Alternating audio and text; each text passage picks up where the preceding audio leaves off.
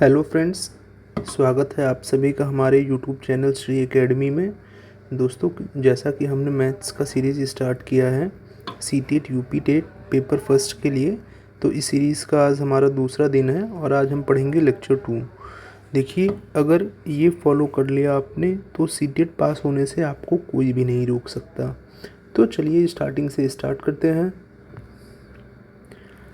आज का हमारा टॉपिक होने वाला है LCM, HCF and fraction, and next topic decimal fraction।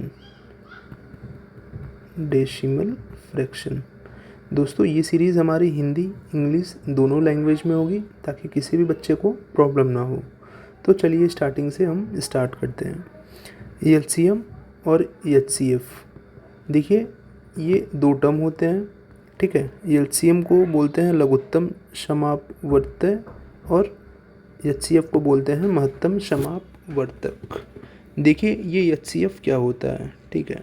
HCF का फुल फॉर्म होता है हाईएस्ट कॉमन फैक्टर, ठीक है। देखिए महत्तम क्या होता है, महत्तम समापवर्तक दो या दो से अधिक संख्याओं को पूर्णतः विभाजित करने वाली सबसे बड़ी संख्या को महत्तम समापवर्तक कहते हैं। The greatest number that exactly divides two or more number is called HCF।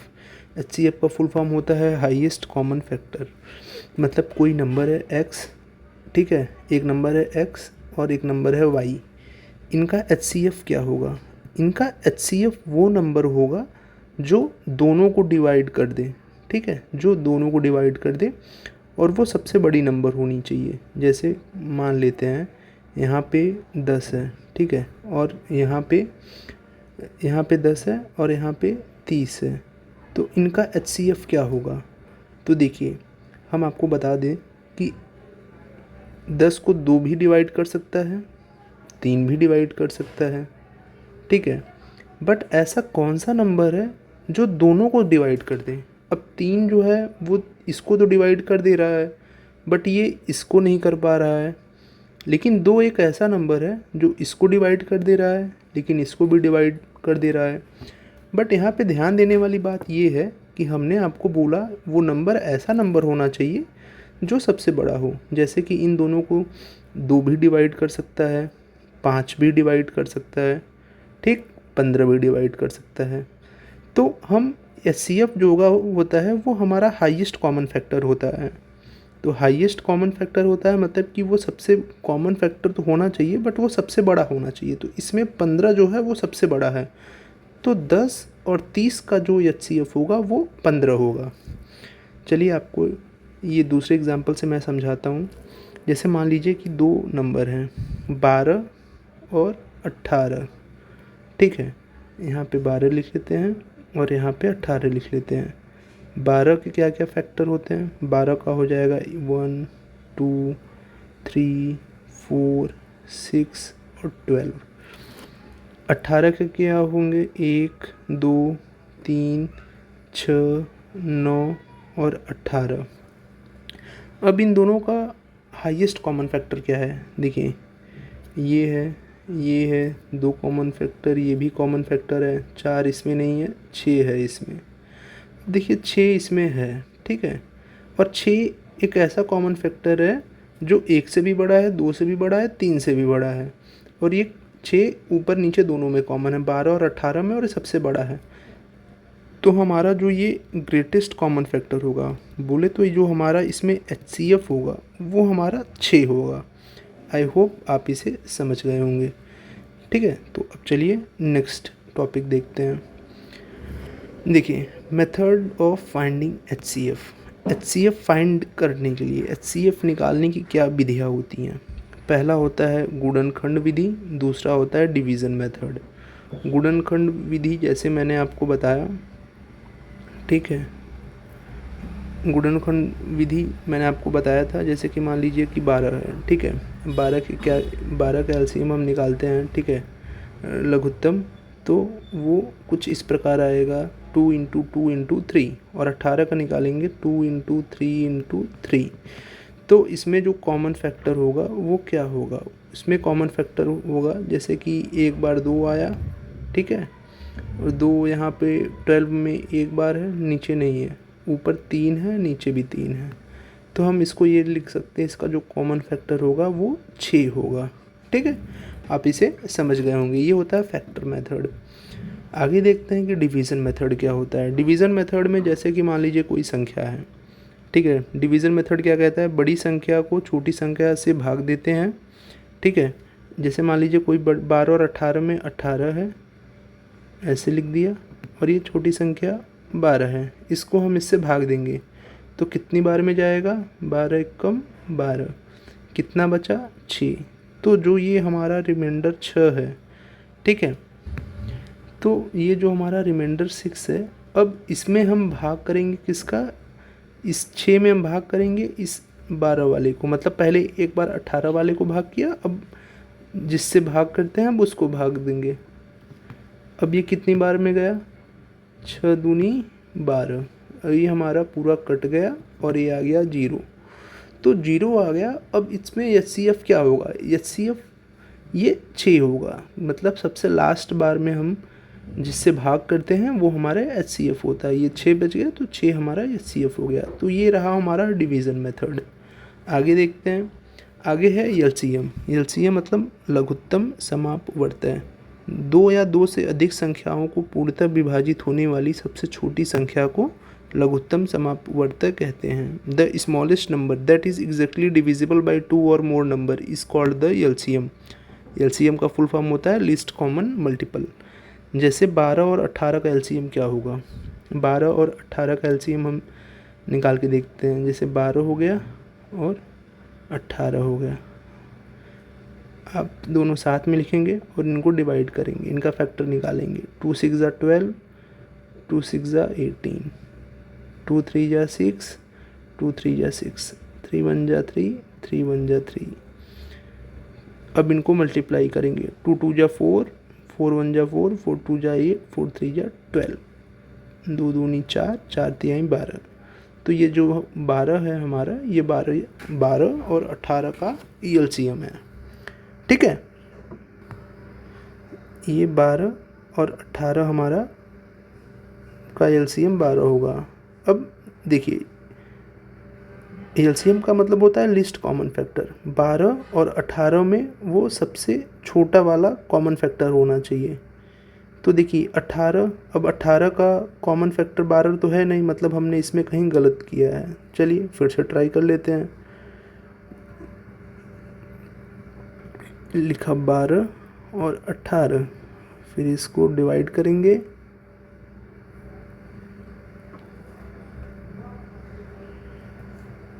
To 6 ज़ा 12, 2 छक 12, 2 9 18, 2 तिहाई 6, 9, 3 त्रिक्का 9, इसको हम गुणा करेंगे, 2 दूनी 4, 4 तिहाई 12, 12 तिहाई 36। तो 12 और 18 में हमारा सबसे छोटा कॉमन फैक्टर क्या है, वो है हमारा 36। ठीक है, 36 हमारा लघुत्तम आया। अब देखिए 12 और 18, 12 और 18 में 36 नंबर एक ऐसा नंबर है जो दोनों से कटेगा और वो सबसे छोटा है। ठीक है, आई होप आप इसे समझ गए होंगे। देखिए आगे है LCM निकालने की विधियाँ, मेथड ऑफ फाइंडिंग LCM। पहला मेथड है गुणज विधि, दूसरा मेथड है भाग विधि। गुणज विधि क्या है, जैसे 12 है, 12 को हम 12 का पहाड़ा लिखते हैं, 12 के 12, 12 दूना 24, 12 तिहाई 36, 12 चौक 48। ठीक है, ऐसे लिखते हुए जाएंगे। और 18 का लिखेंगे हम, 18 के 18, 18 दूना 36। अब देखिए इसमें 36, इसमें 36, सबसे पहले कॉमन आया तो इसका LCM जो होगा वो 36 होगा। ठीक, आई होप आप इसे समझ गए होंगे। अब डिवीज़न मेथड क्या कहता है, डिवीज़न मेथड का एग्जांपल लेके देखते हैं। डिवीज़न मेथड सबसे आसान मेथड माना जाता है। देखिए 12 है और 18 है, ठीक है, तो इनको निकालने का क्या तरीका होता है, इसको ऐसे लिखेंगे, इसको डिवाइड करेंगे, ठीक है, 2 3 जा 6, फिर 9, 3 1 3, 3 3 9, 3 1 3। अब देखिए, अब ये भाग करने पे हमारे ये फैक्टर आए, अब हम इनको गुणा कर देते हैं। 2 दूनी 4, 4 तिहाई 12, 12 तिहाई 36। देखिए हमने फिर से कहीं गलत किया है, चलिए उस गलती को सुधारते हैं। 2 6 12, 2 9 18, 2 तिहाई 6, 3 1 3 और 3 3 9, फिर 3 1 3। ये देखिए हमने यहाँ पे गलती की है, यहाँ पे 9 होगा, यहाँ पे 3 होगा और यहाँ पे 1 होगा। ठीक है, अब इसको हम गुणा कर देंगे। 2 दूनी 4, 4 तिहाई 12, 12 तिहाई 36। तो जो एलसीएम आएगा हमारा वो 36 होगा।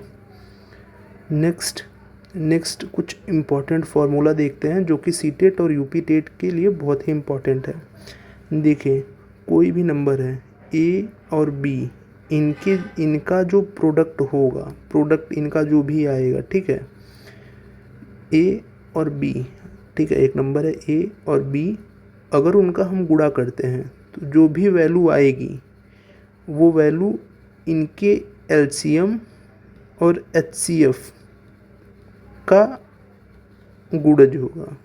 मतलब कि जब भी हम कोई भी दो नंबर होता है, ठीक है, उनके एचसीएफ और एलसीएम में गुणा करते हैं तो वो जो दो नंबर हैं उनका प्रोडक्ट आएगा। जैसे दो नंबर हैं, ठीक है, दो नंबर है 5 और 10, 5 और 10 दो नंबर हैं। अब इन नंबर को हम ऐसे लिखते हैं 5 और 10। तो 5 और 10 का जो भी वैल्यू आएगा, ठीक है, ये बराबर होगा किसके, 5 और 10 का जो एचसीएफ होगा उसमें गुणा करेंगे 5 और 10 का जो एलसीएम होगा उसमें। ठीक है, तो आप इसे समझ गए होंगे। जैसे देखिए 12 और 18 को गुणा करने पे 236 आता है और 12 18 का एचसीएफ 6 होता है, हमने देखा, और 12 और 18 का एलसीएम 36 होता है। तो 36 और 6 को हम गुणा करेंगे, तो 12 और 18 का गुणा जो है वो 216 होता है। तो 12 और 18 का एचसीएफ 6 होता है और 12 और 18 का एलसीएम 36 होता है। तो जब इनको हम गुणा करेंगे तो 216 आएगा। आई होप आप इसे समझ गए होंगे। आगे स्टार्ट करते हैं। देखिए कुछ इम्पॉर्टेंट फैक्ट हैं, उनको हम देखते हैं कि वो क्या कह रहे हैं। एचसीएफ हमेशा दी गई संख्याओं से छोटा या बराबर होता है। कोई भी संख्या है, ठीक है, कोई भी संख्या है, उसका जो एचसीएफ होगा वो इस संख्या से छोटा ही होगा। ठीक है, आप ये फैक्ट याद कर लीजिए। एलसीएम हमेशा दी गई संख्याओं से बड़ा या बराबर होता है। कोई भी संख्या है, इसका एलसीएम इन दोनों से या तो बड़ा होगा या तो इसके बराबर होगा। ठीक है, आप इसको याद कर लीजिएगा। नेक्स्ट टॉपिक है हमारा फ्रैक्शन।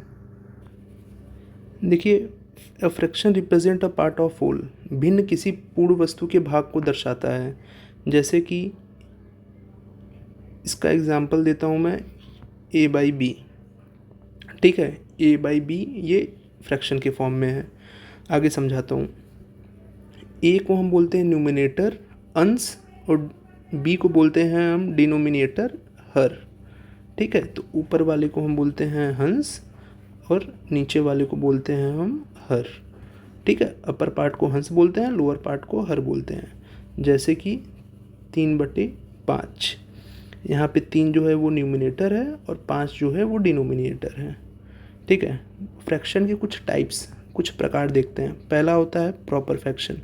प्रॉपर फ्रैक्शन क्या होता है, शुद्ध भिन्न क्या होता है, when numerator is smaller than denominator. जैसे कि 7/5 है, जब भी ये ऊपर वाला छोटा होगा, मतलब न्यूमिनेटर छोटा होगा डिनोमिनेटर से और नीचे वाला बड़ा होगा, तो हम इसे बोलते हैं कि ये प्रॉपर फ्रैक्शन है। इम्प्रॉपर फ्रैक्शन क्या है, अशुद्ध भिन्न, when numerator is greater than और इक्वल टू डिनोमिनेटर। जब अंश जो होगा वो बड़ा होगा हर से। जैसे कि 9/5, यहाँ पे अंश जो है, न्यूमिनेटर जो है वो बड़ा है किससे? डिनोमिनेटर से। ठीक है, न्यूमिनेटर बड़ा है डिनोमिनेटर से, तो हम इसको बोलते हैं ये इम्प्रॉपर फ्रैक्शन है। Next, mixed fraction, combination of whole number and fraction. देखिए, जब कोई भी फ्रैक्शन हो वो इस फॉर्म में लिखा हो 2 1/3, 4 1/7, 6 1/8, 7 4/7, ठीक है, 8 6/9, तो इसको हम बोलते हैं ये मिक्स्ड फ्रैक्शन है। आई होप आप इसे समझ गए होंगे। आगे है लाइक फ्रैक्शन, मतलब समहर भिन्न। इसका मतलब ये होता है कि कोई भी फ्रैक्शन दिया हुआ है, ठीक है, अगर उसका डिनोमिनेटर सबका सेम है, ये कॉम्बिनेशन दिया गया है, अगर इसमें डिनोमिनेटर सबका सेम है तो इसको हम बोलते हैं लाइक फ्रैक्शन। इसी तरीके से अगर एक फ्रैक्शन दिया है 5/9, इसमें डिनोमिनेटर अगर अलग अलग दिया हुआ है, ठीक है, हर अगर अलग अलग दिया गया है तो हम इसे बोलते हैं अनलाइक फ्रैक्शन। जैसे 2/7, 4/6, 5/9, इसमें 7 है डिनोमिनेटर, इसमें 6, इसमें 9 है, तो ये है अनलाइक फ्रैक्शन। आगे देखते हैं क्या है, दशमलव भिन्न, डेसिमल फ्रैक्शन। डेसिमल फ्रैक्शन क्या होता है? जिस भिन्न के हर डिनोमिनेटर में 10, 100 या 1000 आदि हो उसे दशमलव भिन्न कहते हैं। इसे पॉइंट से हम लोग डिनोट करते हैं। उदाहरण के लिए जैसे 5/10 है तो इसको हम लोग लिखेंगे 0.5। 25/100 है तो इसको हम लोग लिखेंगे 0.25। 35/1000 है, ठीक है, तो इसको लिखेंगे हम लोग 0.035। तो इस प्रकार से इसको हम लिखते हैं। आगे देखते हैं क्या है, दशमलव भिन्न के साधारण भिन्न में बदलना। डेसिमल से फ्रैक्शन में अगर बदलना है तो आप क्या करेंगे? दशमलव हटाकर संख्या लिखें, दशमलव के बाद जितने अंक हैं हर में उतने शून्य लगाएं। जैसे 0.4 है तो 0.4 है तो दशमलव के बाद जो संख्या है वो संख्या लिखें 4, और शून्य की जगह 1 लिखें, और शून्य के बाद जितने भी नंबर हैं उतने जीरो लिखें। जैसे 0.25 है तो इसमें क्या करेंगे, जो संख्या है वो लिखेंगे संख्या अपॉन, दशमलव की जगह 1 लिखेंगे, दशमलव के बाद 2 संख्या है तो 2 जीरो लिख देंगे। तो इस प्रकार से हम लोग डेसिमल से फ्रैक्शन में जाते हैं। और साधारण भिन्न से दशमलव भिन्न में अगर बदलना है, फ्रैक्शन से डेसिमल में बदलना है तो क्या करेंगे? जिस प्रकार हम लोग डेसिमल से फ्रैक्शन में जाते थे उसी प्रकार फ्रैक्शन से डेसिमल में आएंगे। जैसे 3/10 है तो पहले संख्या लिखेंगे 3, 0 एक बार है तो मतलब यहाँ पे दशमलव की जगह 1 होगा, ठीक है, और 0 एक बार है तो मतलब एक संख्या के पहले हम लोग भिन्न लगाएंगे, दशमलव लगाएंगे। 45/100 है, मैंने आपको बताया था 1 की जगह दशमलव रखिए, 1 के बाद 2 जीरो है, ऊपर भी 2 संख्या है तो 45 लिख दीजिए। 775/1000 है। इसको कैसे करेंगे? भिन्न की जगह 1 लिखिए, 1 की जगह दशमलव लिखिए, 3 जीरो है, ऊपर भी 3 संख्या है, 375 लिख दीजिए। आई होप आप इसे समझ गए होंगे। दोस्तों, अगर आपको ये वीडियो पसंद आए और अगर आप सीटेट या फिर यूपी टेट या फिर किसी भी एग्ज़ाम के नोट्स चाहते हैं, ठीक है, या फिर टीचिंग एग्ज़ाम से रिलेटेड कोई भी आपको डाउट हो या फिर किसी भी सब्जेक्ट का आप नोट्स चाहते हैं PDF फॉर्म में, तो आप हमारे इंस्टाग्राम ID को फॉलो कर सकते हैं। ये रहा हमारा इंस्टाग्राम ID श्री एकेडमी, ये रहा हमारा यूट्यूब चैनल श्री एकेडमी 1908, और हमारे टेलीग्राम ग्रुप को आप ज्वाइन कर सकते हैं श्री एकेडमी 1908 अगर आपको ऐसी PDFs चाहिए। तो चलिए आगे स्टार्ट करते हैं। Types of decimal. डेसिमल के कितने टाइप्स होते हैं? 2 टाइप होते हैं। पहला होता है समाप्त दशमलव भिन्न, टर्मिनेटिंग डेसिमल फ्रैक्शन। दूसरा होता है नॉन टर्मिनेटिंग डेसिमल फ्रैक्शन, असमाप्त दशमलव भिन्न। अब देखिए, समाप्त दशमलव भिन्न क्या होता है? जब भी दशमलव के बाद जो संख्या है अगर वो समाप्त हो जा रही है तो उसे हम बोलते हैं समाप्त दशमलव भिन्न। जैसे 0.45, अब 45 के बाद कोई संख्या नहीं है तो ये हो जाएगी टर्मिनेटिंग डेसिमल फ्रैक्शन। 0.3735, ये 735 के बाद कोई संख्या नहीं है तो ये समाप्त दशमलव भिन्न है, टर्मिनेटिंग डेसिमल फ्रैक्शन। इसमें दशमलव के बाद अंक कुछ स्थान तक ही होते हैं, इसे आप समझ गए होंगे। नेक्स्ट है, जिस दशमलव भिन्न के अंक कभी समाप्त नहीं होते उन्हें असमाप्त दशमलव भिन्न कहते हैं। जैसे 0.3333 और ये चलता जाएगा, 0.7777 और ये चलता जाएगा। ये होता है असमाप्त दशमलव भिन्न। इसके दो प्रकार होते हैं। पहला होता है आवर्ती दशमलव भिन्न, दूसरा होता है अनावर्ती दशमलव भिन्न, जिसमें कोई अंक या अंकों का समूह बार बार दोहराया जाता है, उसे बोलते हैं आवर्ती दशमलव भिन्न, रिकरिंग रिपीटिंग डेसिमल। उदाहरण के लिए जैसे 0.33333 बार बार आ रहा है तो हम इसको ऐसे लिख सकते हैं, 0.3 के ऊपर बार 1.27272727 चलता जा रहा है। ठीक है, आप नोटिस करिए 33 बार बार आ रहा है, यहाँ पे 2727 ही रिपीट कर रहा है। अनावर्ती दशमलव भिन्न में क्या होता है, नॉन रिकरिंग डेसिमल, जिसमें अंक लगातार चलते रहें लेकिन कोई क्रम बार बार न दोहराया जाए। जैसे कि मान लीजिए कोई संख्या है 3.3.1415192 मतलब कुछ भी नंबर आ जाए, रिपीट नहीं कर रहा है, तो ये नॉन रिकरिंग डेसिमल होते हैं।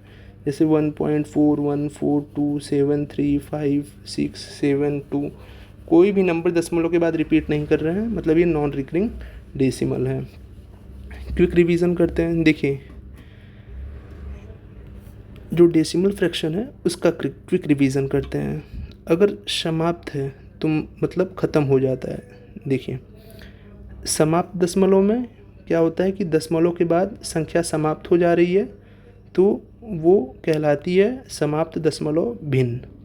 असमाप्त दशमलव भिन्न मतलब कभी दशमलव के बाद कभी भी संख्या ख़त्म नहीं होती है तो वो उसे कहते हैं असमाप्त दशमलव भिन्न।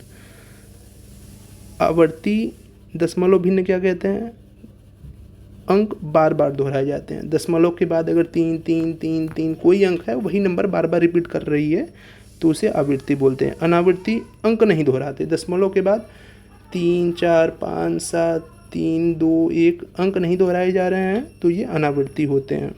ठीक है, इसका इंग्लिश आप लोग देख लीजिएगा। नेक्स्ट टॉपिक हमारा होने वाला है percentage profit and loss simple interest. दोस्तों, अगर आपको ये वीडियो पसंद आए तो हमारे यूट्यूब चैनल श्री एकेडमी को सब्सक्राइब करिए, लाइक करिए और शेयर करिए। ऐसे ही मस्त और अच्छा कंटेंट हम आप तक पहुंचाते रहेंगे। Thank you.